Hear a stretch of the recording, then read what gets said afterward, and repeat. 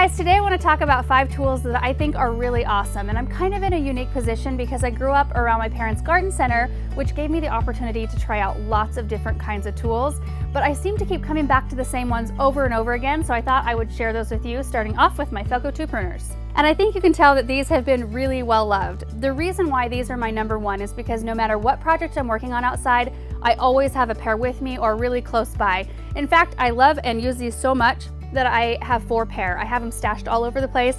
One of the pairs actually stays in my purse most of the time because you never know when you're driving down the road and you see something really pretty that you want to cut down to use in a project. You can if you have your FELCOs in your purse. FELCO 2s, which is what these are an industry standard. And in fact, it's what you see most professionals using, like at garden centers and growing facilities. There are lots of different models of FELCOs, but the 2s are the classic original FELCOs. They're super comfortable to use. They have a grip on one side that fits my hand perfectly. And the longer you use them, the more they wear down and kind of conform to your hand, to where you almost feel like you're one with the pruners when you're gardening. And I also really like that the thumb catch, which is this right here, which is what unlocks and locks the blades, is within comfortable reaching distance for my thumb. So I can unlock and lock the blades really easily. So they cut branches up to 1 inch in diameter, which is a really good sized branch for a pair of hand pruners to cut. And something else that I find super helpful is that they have a wire notch right at the bottom of the cutting blade. So I do lots of different types of crafty projects like wreaths and projects that include floral wire. So the fact that I can cut both stems and then cut the wire is awesome, so I don't have to get a second tool out. And the other thing that I really like about these that I find super handy is that if any of the parts wear out, I can easily replace them instead of buying a brand new pair of pruners. My garden center carries all of the parts for these, so like blades, springs, things like that. And I know I'm not a typical user. I mean, I have to use these every day, all day, because it's my job. So the average gardener probably doesn't need to worry about that, but I find that really nice because you kind of grow attached to the tools that you use every day that work really well for you, and I don't want to throw them away. So if I can buy, a little cheap spring to replace this if I need to, so that it prolongs the life of my pruners, I really like that. That's a huge selling point to me. Next are Atlas NITRILE gloves. Now, if you've watched any number of our past videos, you know that I don't wear gloves that often, and that's because I usually don't like to, because I don't love most gloves except for these ones.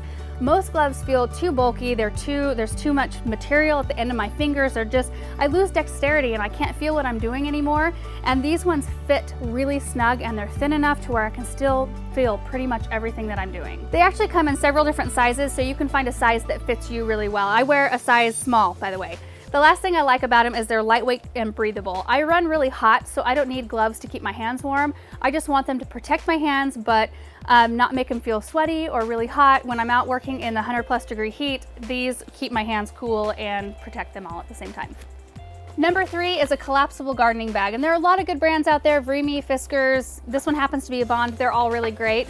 This is made of canvas with an inner steel spring, and the reason why I really like these gardening bags is because when I'm out in the garden gathering big loads of leaves or garden debris, it's nice that these are freestanding. So the sides aren't floppy, they're not, collapsing in on themselves. This just stands nice and upright. I can easily put stuff in there without it being a problem. And the other thing is that it folds down flat, so it makes it really, really easy to store. This one is a 32-gallon size and it holds up to 100 pounds, which I think is a really good average size for most gardeners. There are different sizes, smaller and larger. I've used the larger ones for jobs like leaf removal since leaves aren't as heavy, but this is just a great size. So along with my FELCOs and Atlas NITRILE gloves, I always have this gardening bag with me. Number 4 is my Corona pruning saw, and this isn't a tool that I carry around with me as often as I do the first 3, but if I have a pruning job to do, this is what I grab. So if I have branches that are a little bit too much for my FELCOs to handle, this one does such a great job. So the razor tooth blade right here cuts through medium to large size